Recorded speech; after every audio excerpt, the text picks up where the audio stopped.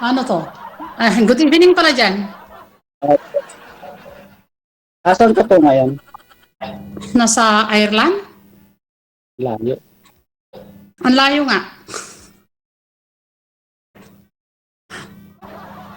Ikaw, Manila lang, saan sa Manila? Pampalo. Okay. Anong pinagkakabalahan mo ngayon? Trabaho, construction. Oh, may asawa ka na? Iwalay po ako. Hiwalay lang ngayon. Nakahanap siguro ng gwapo kaya ganun. Yun lang. Yun lang mahirap.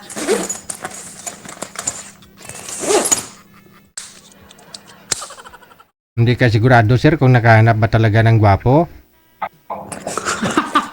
Hanap po ng gwapo. No, I just changed him because I think he have a problem with going to the toilet all the time. So he's very constipated. But I just put a little small bit of soap in his bum. Maybe it will help him later. So I think he's just too tired. Since you left, you always go to the toilet in and out. And the thing is, the fridge is open when you go away. The fridge? Yes, this one. So would you mind to close it properly because all of it, the milk is Yeah, very easy. we make a mistake to close. Yeah, that's always double check. Just like this, okay? Okay. Okay. Sir, ang sabi mo, sir, baka nakahanap siya ng gwapo, hindi ka sigurado? Ba't to kayo naghiwalay? Hindi ka sigurado. Sabi mo kasi baka nakahanap siya ng gwapo. So hindi ka sigurado, no? Ano pa ba? Ano? Nakahanap, sir. Ha? Nakahanap na. Gwapo pa talaga yung pinalit. Kawawa naman. Gwapo talaga yung pinalit sa'yo. Hindi ko po alam kasi pinagpalit sa akin eh.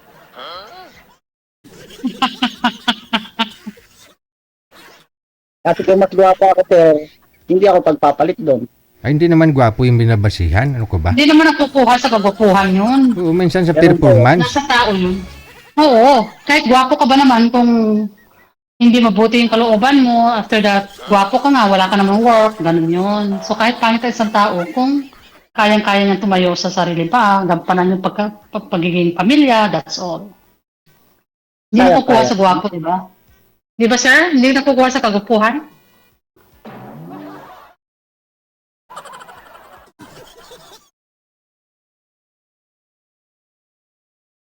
So ilan anak niyo? 3 po. Oh, malalaki na. Yung panganay ko po ano na, 17 na. Oh, saan sila ngayon? Sa Lucena po. Nasa side ng babae? Opo. Hmm. Ganon. Kayo po, asan pa asawa niyo? Nasa ibang lungga. Kasal po kayo? Kasal. Pero matagal na kaming wala. I think mga nasa 20 years more than. Mahirap pa rin yun, ma'am. Hmm? Mahirap pa rin kahit iwalay kayo, kasal kayo eh. Wala naman problema. Hindi sa ngayon, hindi na importante ang kasal. Kasal man kayo, maghiwalay din. So, kahit hindi kayo kasal, kung nagmamahalan kayo, yun ang importante ngayon. Ganun ba Yun yun? ang uso na ngayon. Hindi na pwede yung kasal-kasal. Kasi, if ever na may problema kayo, so you can just let it go. Maghiwalay na lang kayo, wala na lang. Pero kung kasal, meron pa rin kasi yung yung parang guts na hindi pwede. Mahirap din kasi, ma'am, alam mo, kasal ka, kahit pa sabihin hiwalay kayo, kung napakatagal na, makahanap ka man, hindi ka na pwedeng ikasal ulit. Pwede rin, kasi may proseso na ngayon dyan. At saka yun na nga yung sinasabi ni Ma'am Sir na hindi na kailangan magpakasal. Importante magkasundo hindi kayo. na importante. Meaning, kung magkatuluyan ho kayong dalawa, huwag na kayo magpakasal. Ay, Yun lang. Ayaw mo, sir? Ayaw mo? Nang hindi kasal? ayaw ko ng ganun. Gusto mo talaga kasal? Gusto Tapos, niya yung pakasalan. tapos yung asawa mo, hindi kayo kasal? 3 anak nyo? Tapos ayaw mo ng ganyan? Wala ito eh. Ba't hindi mo pinakasalan yung asawa mo? Eh, nakatatlo kayo. marami po siyang problema sa sarili niya kaya hindi nagpakasal. Anong problema sa sarili, sir? Sa isip, ganon? Hindi na po. Kaya ako lang naghahanap ng problema sa mga papeles niya na hindi niya kaso. In what way na anong problema sa papeles? Anong ibig mo sabihin? Alam ba, hindi sila, binyag, ganon. Sabi ko, asikasuhin, ayaw naman. Siyempre, hindi ko naman masikaso, may trabaho rin naman ako. Hindi siya nabinyagan? Oh. Hindi po. Pero nakapag-aral? Nakapag-aral po, sir. Oh. Pwede pa rin yun. Kasi May- nakapag-aral eh. Walang birth Bakit kailangan? certificate. Oh? May PSA po siya, sir. Wala po, sir. Hindi nga po siya na Pero nakapag-aral. Nakapag-aral po siya. Siyempre, sa probinsya po, nakapag-aral naman kahit walang birth certificate. Hindi na. Pwede makapag-aral ngayon, nung araw pwede pa. Ngayon kasi hindi na pwede. Kailangan talaga birth certificate ngayon. Kahit sa province. So, hindi siya nakaregistered. Mm-mm. Hindi Wala sigurong baptismal, ganun. Wala. po. Pwede naman Oh, magpalit hindi mo Kung sasama. tutuusin, pwede naman siya magpalit registration, magpabinyag. Oh, yeah. Late registration. Tama. Ay, ayaw din naman. So, Gusto ko- hindi, wala. Ang karawa. Hmm. Yun ang mahirap.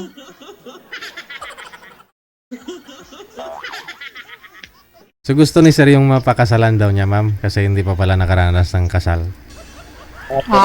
Yun nga lang po, ma'am, sinasabi mo, maghiwalay din Paano yan? Kaya nga ako nga naghiwalay din. En grande, kasal namin, pero naghiwalay din. Wow, bongga, ma'am, bongga. Sobra. Sobra kasi panganay siya Panganay siya sa anak. Yeah, siya yung panganay. Kumbaga siya yung unang pinakasal ng mga pamilya. Mhm. Pati rin sa akin. Kasi bunso din ako. So, hindi na sa ngayon, as an advice, as a piece of advice kasi bata ka mas matanda ko sa'yo. So, hindi na importante yung kasal. Ang kasal ngayon is parang papel lang yan. But at the end, maghihiwalay din kayo. Wala din silbi. So, kahit hindi kayo kasal, kung nagmamahalan naman kayo, is a blessing. Kumbaga, kulang lang sa inyong bas-bas, di ba, sir? Kasi kung may basbas nga tapos hindi nyo naman isabuhay sa pagsasama Yeah. ninyo, yung basbas, wala din, no? Kasi yung Oo, purpose wala ng din. kasal Kasi sa ngayon ang napapansin ko is live-in na lang nangyayari. Wala nang kasal Lalo na dito sa ibang bansa, parang live-in. Saka na lang sila magpapakasal pag malalaki ng mga anak. Kasi nangyayari dito. Mga 60 plus na sila, no? Tapos nakatatlo na sila ng anak. Siguro kay sir, nakakahanap talaga siya sir ng yung talagang papakasalan kasi binata siya Ikaw yun, ma'am. Bakit naman po, pero yung puro na lang tabi, tapos hindi mo man pag-aari. Hindi Pag-aari mo pa rin yun. Kung talaga nagsasama kayo. Tulad doon sa inyo ng dalawa, ng asawa mo. Nung kayo pa, Sir, kulurum yung sir, pwede kang hulihin ng LTO kung sa motor. kung sa motor yun. Hindi. Kung sa motor. Kung sa motor, sa tao, hindi. Kasi nakatatlo kayo Oo, Hindi pwede saka, na walang kumbaga, pagpapakalan na nangyayari. Sa inyo naman, wala nang manghuhuli sa inyo Kasi kung pareho naman kayong walang sabit, may nanghuli po ba sa inyo ng asawa mo? Wala naman yata. Wala naman. Oo. At saka nakatatlo sila.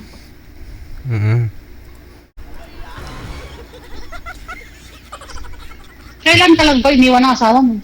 Bago lang? Matagal na po, may 7 years na.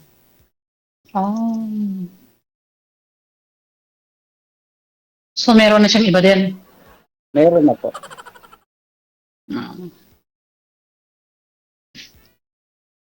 Yun na mahirap.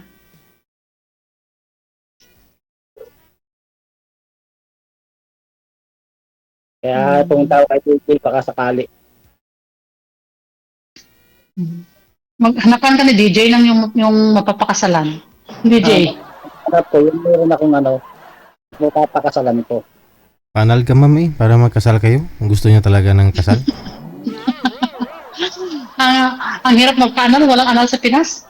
Meron Divorce lang ang wala dito Anal lang. Dito ko Meron. na, hindi, inaasikaso ko na dito sa akin. Oo. Adin para mas madali Dito dyan, ko no? na. Mas madali. Kasi dito lang is dalawang hearing lang. After that, depende kung ano yung magiging decision ng judge. Dito, pwede. Basta pipirma lang yung ex-husband. Sa akin, wala na pang problema kasi may asawa naman na siya. May dalawa ng anak.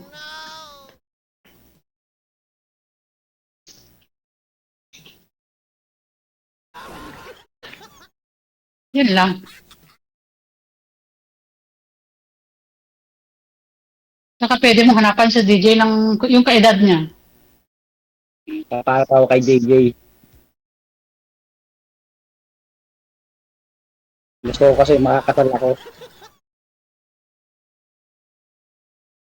Mas gusto niya yung makasal, DJ. Mahirap po talaga yung yun nga sabi nila yung bongga. Tulad kay ma'am, sabi niya bongga yung kasal. Tapos mahirap kasi hanapin yung totoo sir Kumbaga walang Hindi, asyo. sir, bongga yung kasal. Anong gusto mo? Yung kasal na kasalang Walang bayan? okay. Oo. Bakit Yung West lang. anong gusto mo sir? Ba't anong purpose mo magpakasal? Anong rason mo para sa'yo? Anong rason mo? Bakit kailangan ng kasal?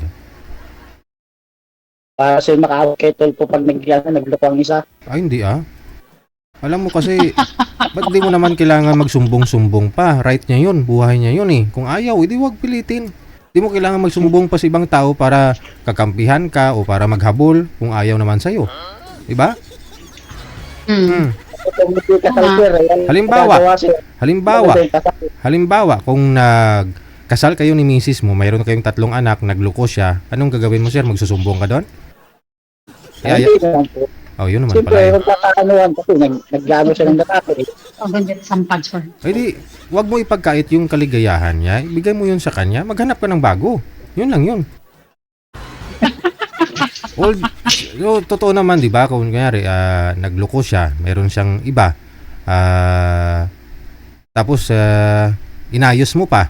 Sa tingin mo, masaya naman kaya pagsasama ninyong dalawa? Wala okay. Parang wala na rin, ha? Oh, kasi May guts na yung pag-ano. Hindi na masaya pag-ano. may Kasi lamat. may lamat na Kumbaga, everything na ginagawa ng babae, ganun din sa lalaki. So, I think something, lagi kang may doubt, di ba? Yes. Pag may pinakasama na, sir, kami tingnan.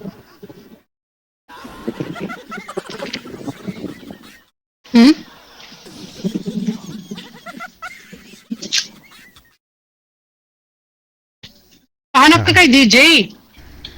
DJ, help mo siya. Diyan sa comment section, marami naman po dyan kung gusto talaga ni sir ng pakasalan. Marami namang dalaga po dyan sa comment.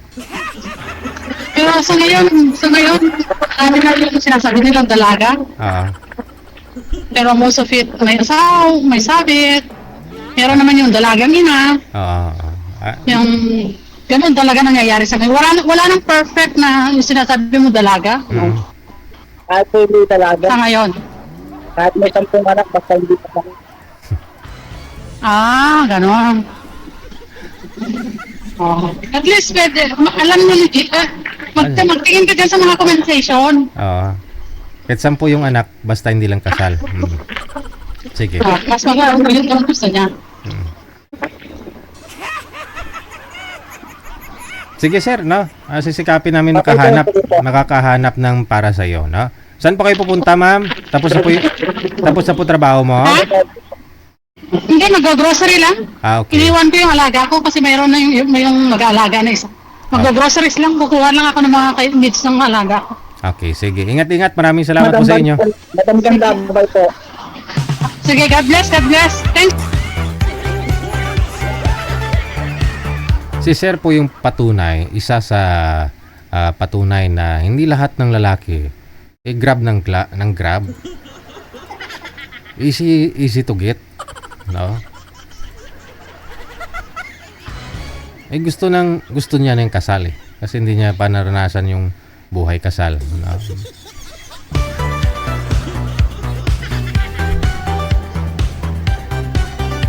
Kay madam naman, yun nga pong sabi niya, bongga nga daw yung kasal nilang dalawa, pero naghiwalay din sila ng mister niya. So may mga rason siguro, no? Hindi natin alam. No?